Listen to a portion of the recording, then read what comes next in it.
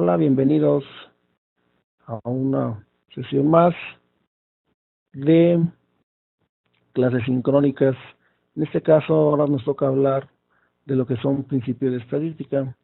El Instituto Universitario del Centro de México, a través de la modalidad de sistema virtual, le da lo que es la bienvenida a principios de estadística. Esto es para la maestría en administración.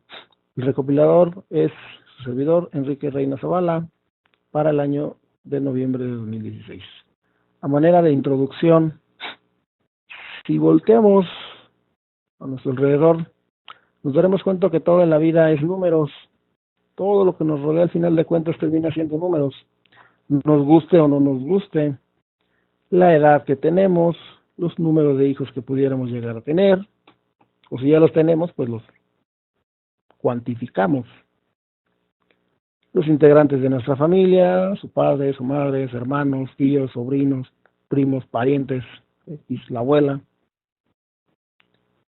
El sueldo que ganamos, 1,000, 2,000, 3,000, 5,000, 10,000, 20,000, no sé. La cantidad que a usted mejor le convenga, o lo que le paguen, que es distinto. Lo que invertimos, cuánto le ponemos a la gasolina, cuánto al carro, cuánto a la despensa, cuánto a dónde. ¿Sí? Lo que recorremos, cuánto tiempo hago a mi trabajo, cuántos kilómetros son a mi casa, cuánto estudiamos, 2, 3, 4, 5, ninguna hora, muchas horas. Cuantificamos al final de cuentas, aunque tratamos de dar una idea muy vaga, con el muchas o pocas, al final de cuentas especificamos. Yo tardé bastante, un número muy grande, tardé muy poco. Otro ejemplo, nuestro número telefónico, 123, 485, el del celular, el de la casa, el fijo, el móvil. Todos son números. Nada se salva de ellos. En el español también lo usamos en la lengua. ¿Cuántas letras? ¿Cuánto hablas? ¿Cuántas páginas? Ahora bien, en este devenir y ir de números están involucradas varias ciencias para sus análisis y comprensión. Muchas de ellas no son por demás cotidianas, tales como la aritmética o la trigonometría. ¿Cuánto es 2 más 2? ¿Cuánto mide de un punto hacia otro, tomando como referencia un tercero? Dibujamos un triángulo y tratamos de saber la altura. Otras más, sin saberlo, las involucramos en el día a día. El ejemplo de la estadística, puesto que nuestro comportamiento lo basamos muchas veces en eventos que nos involucran. ¿Y cuánta chance tengo de poder pasar? ¿Y cuánto es la oportunidad que tengo de poder ganar? ¿Qué tan probable es que venga o no venga fulano de tal? ¿Qué tan probable es de que yo pueda en un momento dado ascender o no ascender? Pueda ganar o perder. ¿Sí? Involucramos la estadística, la probabilidad, el deseo de poder saber con una certeza matemática si pasa o no pasa tal o cual actividad.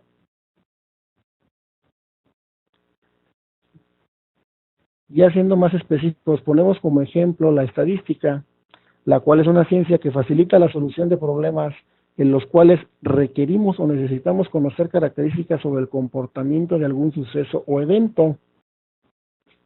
Como le decía, usted puede estar esperando a una persona y de forma, por demás, innata, va a tratar de saber lo más seguramente posible si es que lo van a dejar colgado, lo van a dejar plantado o no. ¿Qué tan probable es que venga? ¿Qué tan seguro es que esté?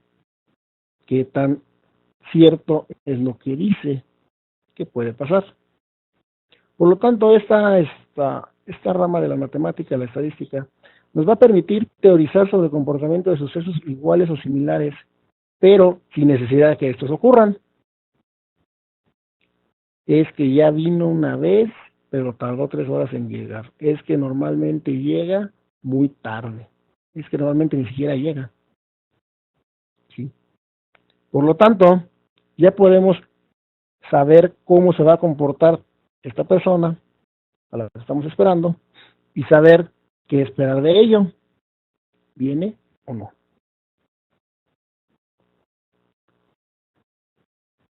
Así como varias ciencias tienen varias definiciones, pero todas terminan diciendo de alguna manera lo mismo, estadística no se salva. También estadística tiene varias definiciones. Se le puede encontrar de distintas formas. Ejemplo de ellas se puede en 3. Puede ser una ciencia que explica y provee herramientas para trabajar con datos y ha experimentado un gran desarrollo a lo largo de los últimos años. Como todas las matemáticas, no es una ciencia fija y que ya quede sus conocimientos únicos e inamovibles. Esta ha ido evolucionando y se ha ido adaptando a los nuevos tiempos. Por eso decimos que también puede ser un conjunto de métodos para manejar la obtención, presentación y análisis de observaciones numéricas. Como tal, los métodos pueden ser implementados con nuevas ideas. También podemos decir que es la ciencia que se encarga de recolectar, organizar, resumir y analizar datos para posteriormente obtener una conclusión. Fíjese bien en esta última parte. Recolecta, los junta, pueden estar dispersos o pueden estar en conjunto. Los organiza, ya los tengo todos apelotados, ya los tengo todos juntitos. Vamos a organizarlos, vamos a acomodarlos. Los resume, todos los que tienen, cómo se pueden sintetizar. Y por último, los analiza para poder obtener una conclusión. Se considera que la estadística es una ciencia. ¿Por qué razón? Bueno, primero recoge, sistematiza, organiza, ordena y presenta los datos referentes a un fenómeno, los cuales presentan una variabilidad o incertidumbre para su estudio metódico. ¿Pero con qué objeto? Bueno, primero deducir las leyes que rigen estos fenómenos. ¿Qué comportamiento pueden tener hacia arriba, hacia abajo, hacia donde se mueven? Y de estas leyes que rigen estos eventos, poder hacer previsiones sobre los mismos, con ello poder tomar decisiones y obtener conclusiones.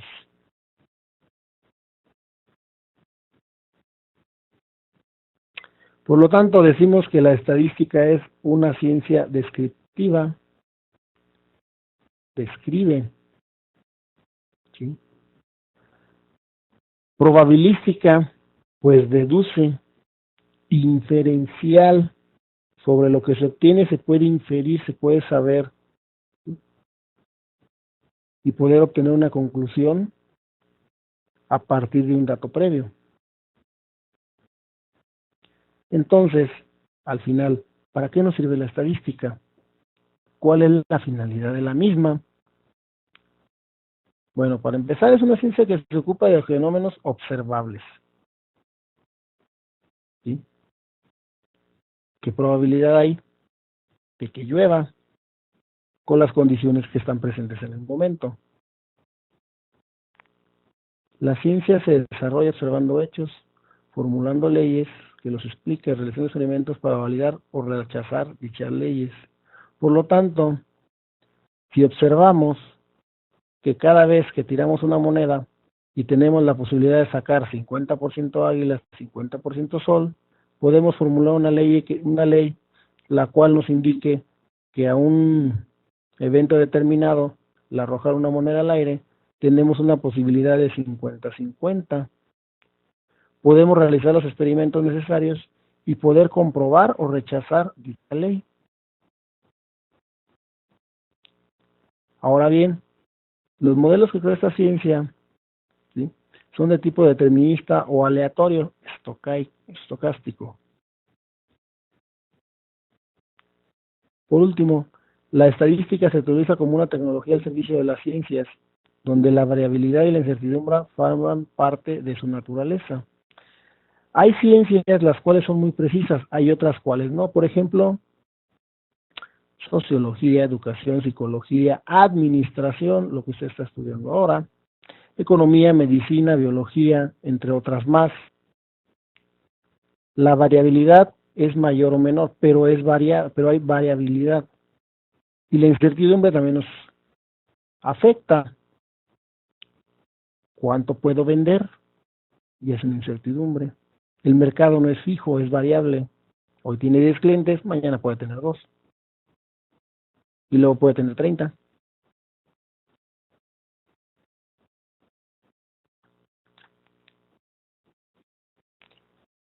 Pondremos algunos ejemplos para que esto quede un poco más claro. Dígase la administración de empresas. ¿Sí? Se puede evaluar un producto antes de poderlo comercializar y ver si es viable o no su producción y su inversión. En la economía, poder medir la evolución de los precios por números índice o estudiar los hábitos de consumidores por presupuestos familiares. ¿En qué gasta la familia? ¿En cuánto lo gasta? Y si realmente pudiera gastar en otra cosa. La política también, aunque pareciera que no, ¿sí? Por ejemplo, las preferencias de los electores antes de una votación por medio de los sondeos y así saber qué decir o qué callar. Sociología, opiniones de los colectivos sobre temas de actualidad, aborto, elecciones, costumbres. Psicología, elaborar los test o cuestionarios y de esta forma poder cuantificar aspectos de comportamiento humano, ¿sí? Y saber en un momento dado qué esperar en base a la experiencia que se tiene, en este caso el conocimiento que se ha generado. En medicina, por ejemplo, el estado de una salud poblacional en base a comportamientos y eventos previos. Ahora bien, por el enfoque que se le da, a esta se le puede dividir en estadística descriptiva e inferencial. ¿Cuál es la diferencia de una a otra? Ahorita lo voy a checar. La descriptiva se va a encargar de recolectar, organizar, presentar y analizar los datos de una población. Que le quede claro, es una población. ¿Sí?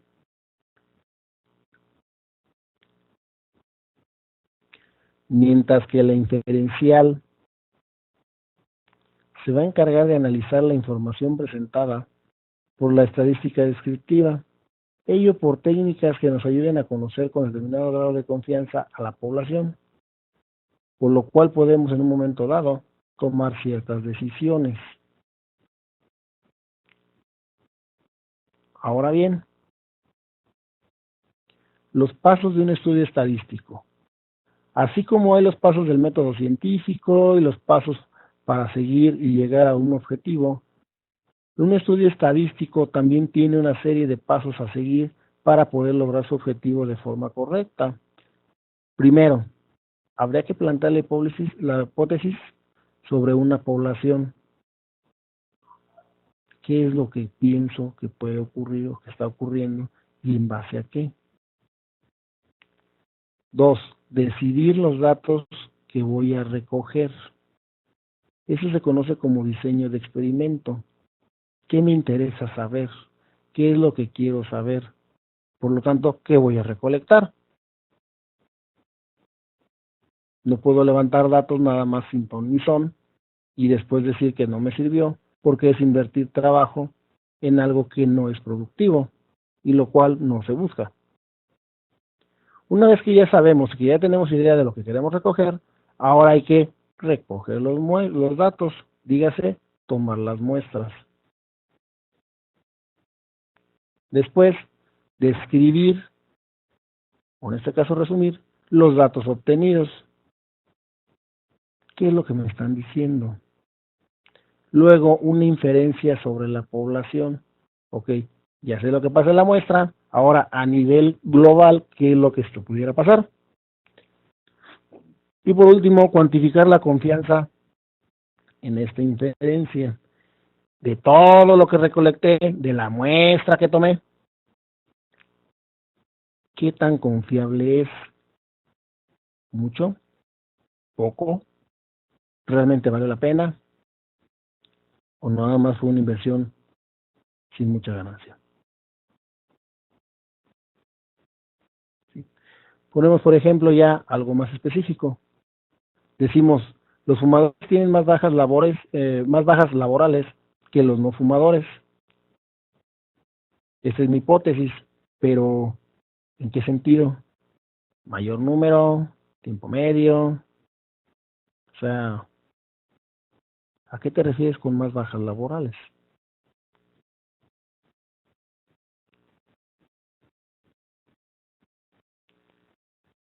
Para poderlo averiguar, entonces, tenemos que decidir a quién vamos a investigar. ¿Qué individuos van a entrar al estudio? ¿Los fumadores? ¿O los no fumadores? ¿O los dos?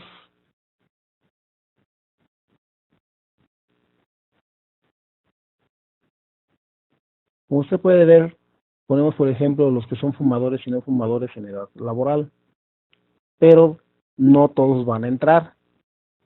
¿Cómo los vamos a elegir? Una cajetilla, 10 cajetillas, fuman cada tercer día, fuman diario, una vez por semana. Descartamos a los que padecen con enfermedades crónicas, cáncer, diabetes, hipertensión, obesidad.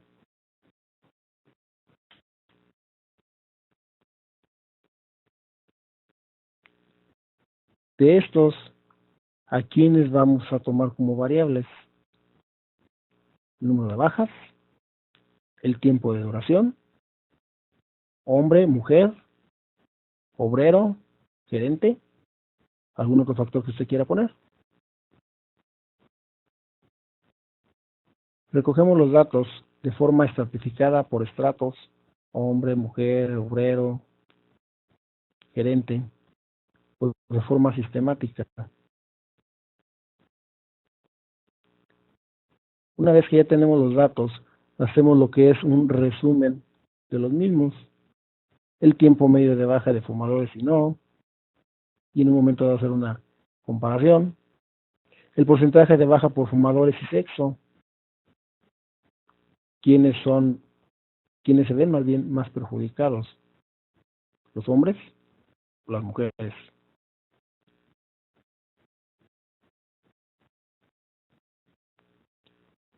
Y ahora, con esos datos, podemos en un dado momento llegar a una posible conclusión.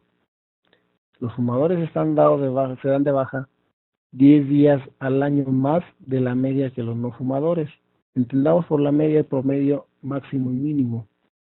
Entonces, si una persona promedio que no es fumadora está dado de baja en promedio 5 días, agréguele otros 10 por el factor de fumar.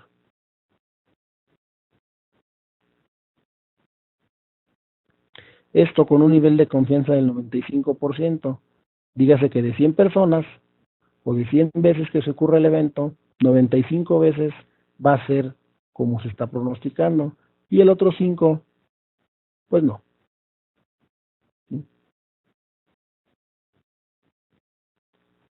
Este cuadro nos resume lo que es el área la diapositiva anterior, ¿sí? El área de interés, ¿sí? Del área de interés tenemos que investigar o tener ya un antecedente previo, un objetivo, lo que nos indaga,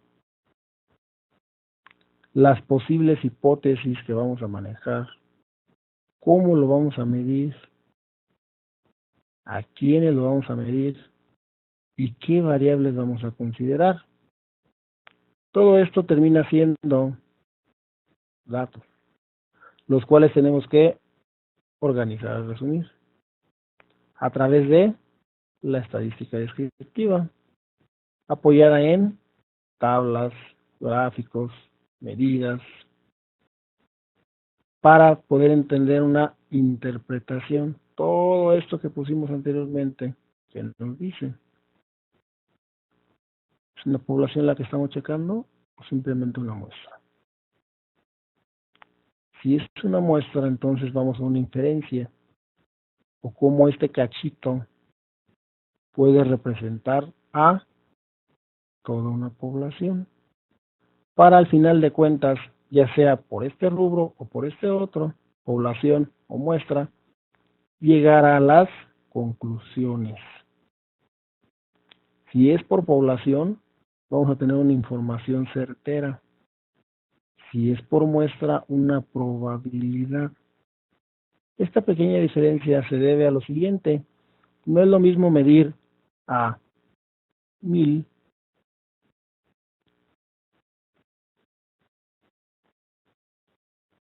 que sería el componente total de mi población, que medir a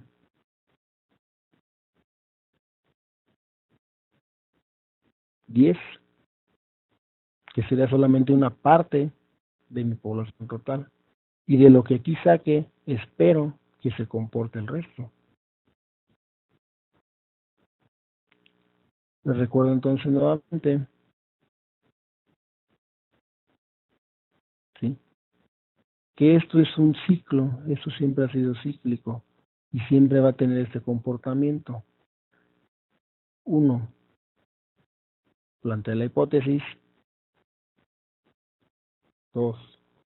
Diseñar el experimento. 3. Recoger los datos y analizarlos. 4. Obtener conclusiones que nos van a llevar nuevamente a plantear otras hipótesis de lo que se obtuvo, otra vez diseñar, recoger, obtener, y así nos vamos de forma sucesiva. Ahora, en cuanto a fuentes de información, ¿cómo poder obtenerla? Hay varias formas o varios métodos. Uno de ellos sería la encuesta, que es la recopilación de datos por el uso de cuestionarios o entrevistas, lo que hace la INEGI. Van y preguntan a su casa cuántos viven, cuánto gana, en qué gasta lo que gana, ¿sí? O bien, también podemos hacer por medio de un experimento. Es un procedimiento por el cual usted va a obtener información que permita conocer el comportamiento de algún proceso. ¿Cómo es que nacen los frijoles? Fácil. Usted puede diseñar un experimento en el cual puede poner a germinar semillas de frijol con algodoncito y agua y listo. Usted va a experimentar y va a ver si realmente el agua puede hacerlos germinar. Lo puede poner, por ejemplo, en agua, en alcohol, en gasolina, y ver cuál de los tres es factible. Usted va a intentar conocer u obtener información del conocimiento, del comportamiento de un proceso, el proceso de germinación, y usted puede llegar a la conclusión, a lo mejor, de que el alcohol y la gasolina no son líquidos los cuales favorezcan la germinación de una semilla. Ya está experimentando. O bien, si no tiene tiempo de estas dos, puede hacer una investigación documental. Con ella usted va a obtener datos mediante la consulta de información ya escrita y concentrada en documentos. Lo puede encontrar en libros, revistas, bibliotecas, hemerotecas, o como no es en el caso del sistema de USEN virtual, en centros virtuales. Pero alguien ya se adelantó por usted e hizo el trabajo, digámoslo así, sucio. Ya experimentó y ya concluyó. Y le va a comunicar a usted la gasolina y el alcohol no sirven para germinar frijol.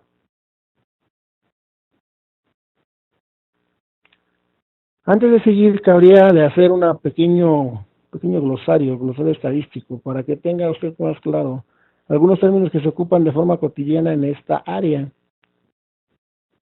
Empezaríamos con lo que es población, ¿sí?, o en inglés, y como está ahí en paréntesis.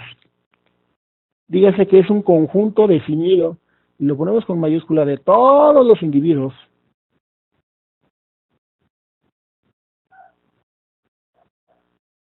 donde se observan ciertas características. Al número de integrantes de la población se le llama tamaño de la población y esta se representa con la letra N mayúscula.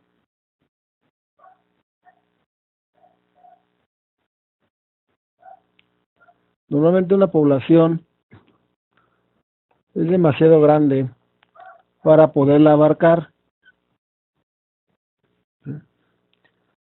Y una población puede ser finita, todos los mexicanos del país, o infinita,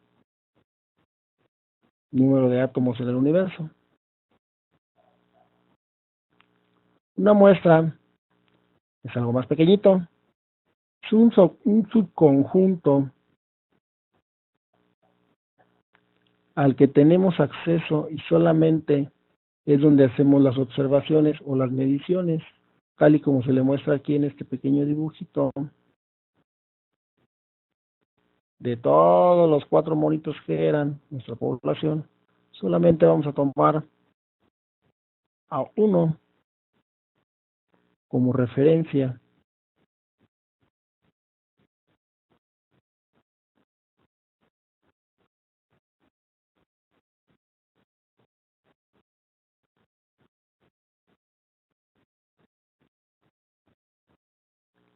Pero tiene que tener ciertas características, no creo que nomás es así decir por buenas a primeras, yo me lo llevo. Primero, debe ser representativo. ¿Sí? 2, no tiene que ser sesgado, tiene que ser lo más aleatorio posible, lo más al azar. Ahora bien, quienes integren se les va a conocer como tamaño de la muestra y se representará con la letra N minúscula. ¿Sí? Si recuerda usted, el anterior decíamos que era N mayúscula para la población. Bueno, como es la grandota, población grande, vamos a tomar esto como muestra con la N pequeña, con la N minúscula. Le ponemos un gráfico de ejemplo. Población. Consideremos entonces a todas las personas que trabajan en una empresa de comunicación. Consideremos la muestra de toda la población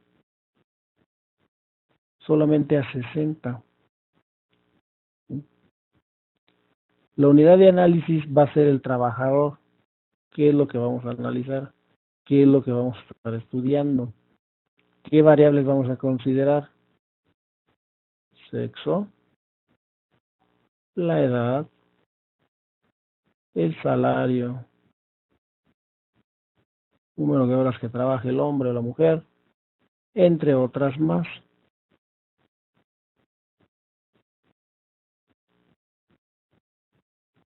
Determinamos por individuo el elemento de la población o de la muestra que aporta información sobre lo que vamos a estudiar, y variable como una característica o una propiedad, ¿sí?, del individuo y que se desea estudiar. Decíamos el sexo, sueldo, ¿sí? Y esta variable puede ser medida o ser cualificada y puede cambiar o variar con el factor de tiempo, ¿sí? Y puede cambiar también de individuo o de elemento a elemento o individuo.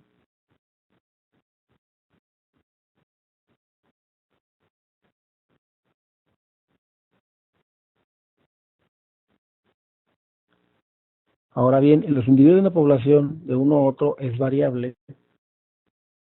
Por ejemplo, el grupo sanguíneo, su nivel de felicidad, el número de críos, su altura, por citar algún ejemplo. Ahora fíjese bien, tenemos lo que son tipos de variables.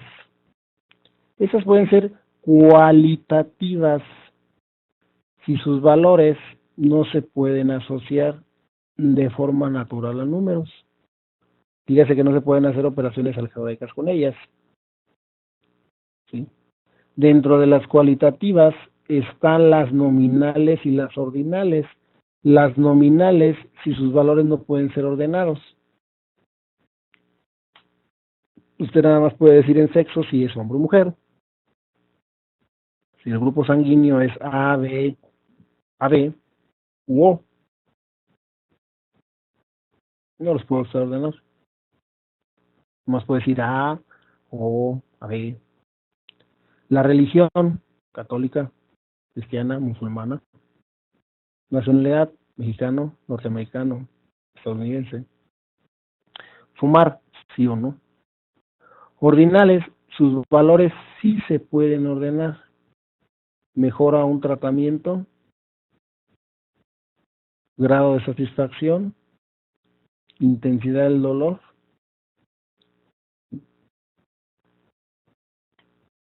Duele mucho, duele poco, pues como que más o menos duele, como que quiere doler. Y están las cuantitativas o numéricas, sus valores sí son numéricos y se pueden hacer operaciones algebraicas con ellas. Dentro de estas están las discretas y las continuas. Discretas son las que toman valores enteros. Usted no tiene 2.4 hijos, o tiene 2 o tiene 3. Todavía no podemos tener medios hijos de forma biológica. Tal vez de forma legal sí, por aquello de los padrazos y madrastras. Pero al final de cuentas, biológicamente y físicamente, usted o tiene 1 o tiene 2. Todavía no tenemos medios hijos. Número de cigarros. Fuma 1 o fuma 2, no medio, pues me fumo 1.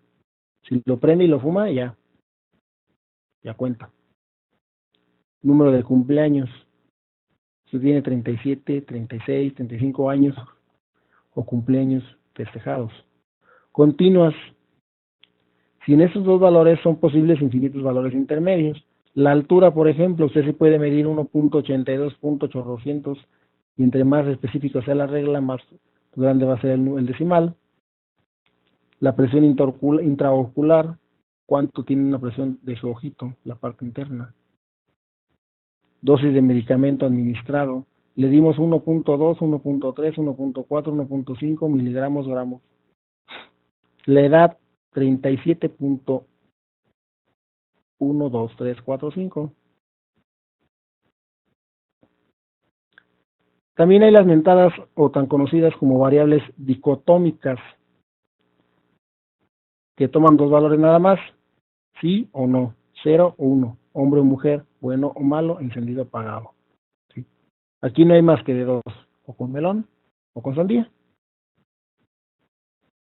Ahora bien, se recomienda codificar las variables como números para de esta forma poder procesarlas con un programa computacional, por ejemplo Minitab o Excel. Para ello es conveniente asignar etiquetas a valores de variables para poder recordar qué significan los códigos numéricos, porque después resulta que usted empieza a armar su investigación y le pone número a todo, y luego no se acuerda para qué número valía tal cosa, y termina por hacérsele bolas el engrudo, y ya no saber ni qué estaba estudiando, ni qué le está diciendo. Los números se lo dicen, si usted lo recuerda es otra cosa. Le ponemos por ejemplo lo que es el sexo, uno hombre o mujer. La raza, 1 blanco, 2 negra, 3 mestizo, 4 chino o amarillo. Felicidad, 1 muy feliz, 2 feliz, no demasiado feliz o infeliz. ¿Sí? O códigos para respuestas muy específicas o muy especiales. Por ejemplo, no sabe, no contesta, no tiene dato.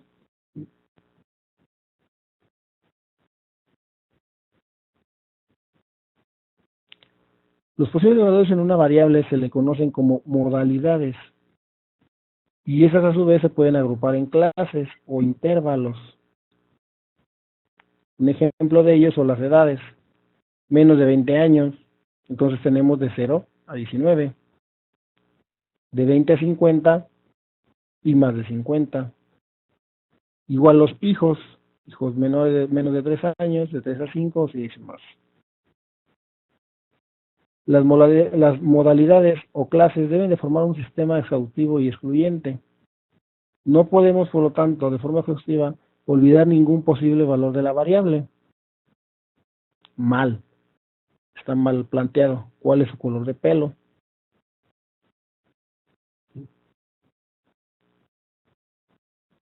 Es muy subjetivo. Rubio, moreno. Pero sí podemos plantear bien la pregunta, por ejemplo, ¿cuál es su grupo sanguíneo? Y excluyente. Nadie puede presentar dos valores simultáneos de la misma variable. Un ejemplo de estudio sobre el ocio. De lo siguiente, ¿qué le gusta? Deporte, cine. O sea, no. Hay que ser específicos, ¿sí? Y tienen un solo valor. ¿Le gusta el deporte? ¿Sí o no? ¿Le gusta el cine? ¿Sí o no? Y ya entonces de ahí empezar a determinar los análisis correspondientes.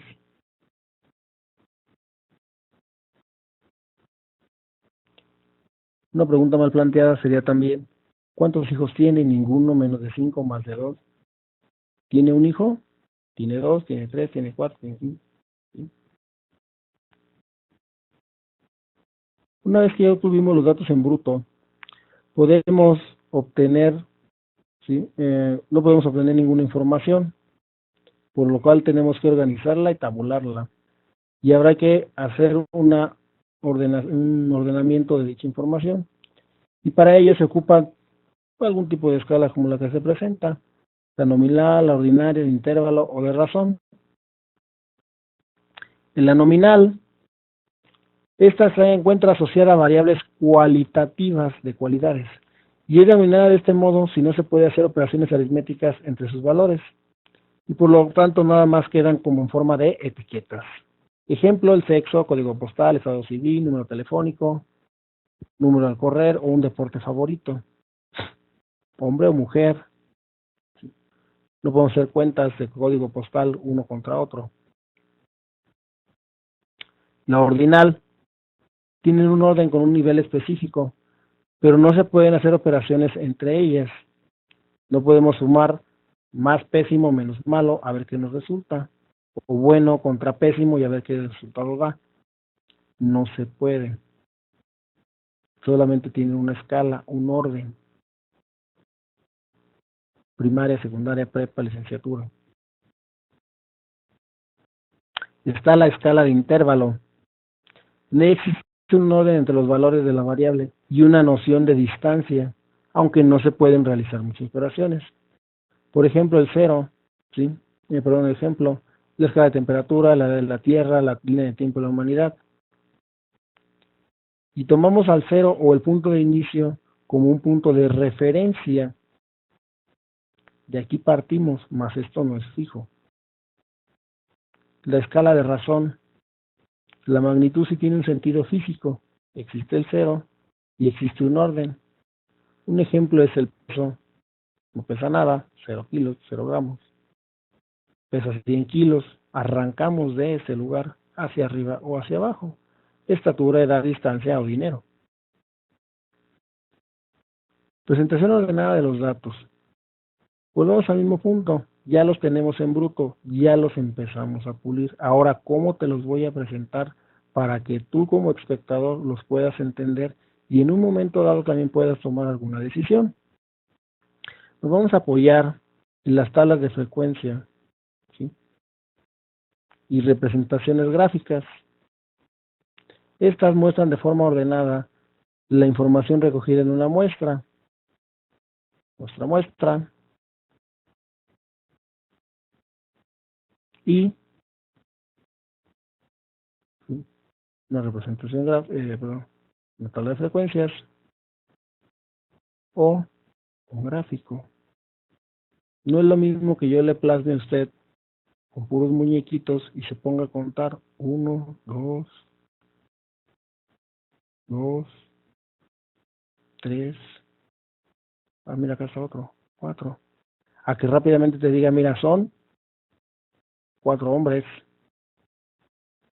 y 6 mujeres.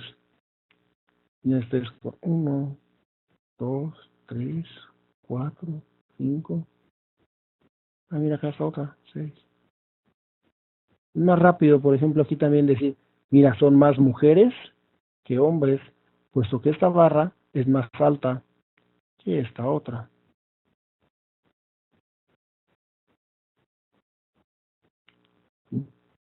Le mostramos un ejemplo. Por ejemplo, la variable género. Hombres de azul con la letra H, mujeres de rojo con la letra M. Nuestra muestra, o revuelta o en bruto, nos da ya una muestra filtrada, equiparada, ¿sí? Con tantos hombres y con tantas mujeres. Inclusive podemos saber el porcentaje de uno y otro. En la sala de frecuencia vamos a encontrar, ¿sí?, la información ya recopilada y recogida, y esto se va a poder presentar muy fácilmente.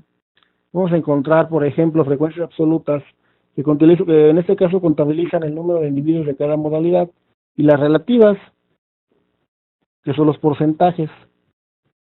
Las frecuencias acumuladas para variables ordinales y numéricas.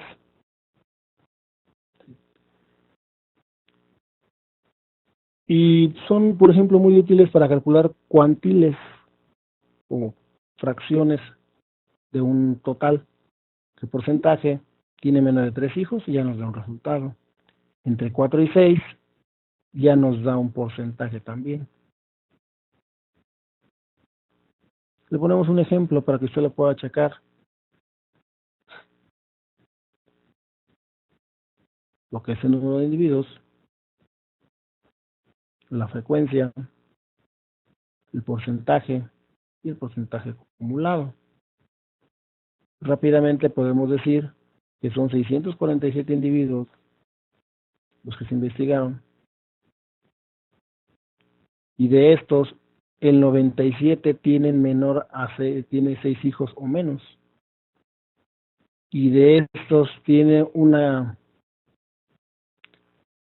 cantidad inferior o igual a 2 hijos, ¿sí?, como promedio de cada uno de sus matrimonios o familias. Ahora, los gráficos para las variables cualitativas pueden ser diagramas de barras, de sectores o de pastel, y los pictogramas, cada uno presenta ciertas ventajas, tales como las facturas proporcionales. Rápidamente nos dice quién sí y quién no, ¿sí? Y por ejemplo están los de pastel, también rápidamente nos indica, ¿sí?, cuál es el porcentaje de uno y de otro.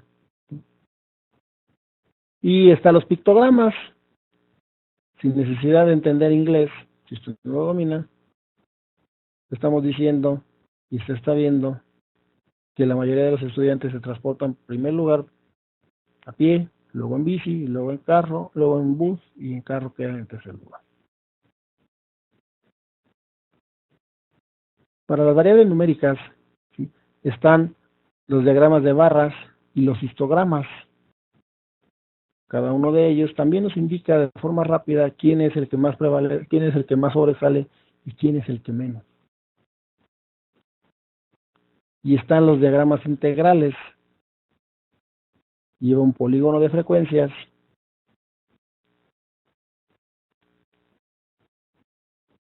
y un histograma.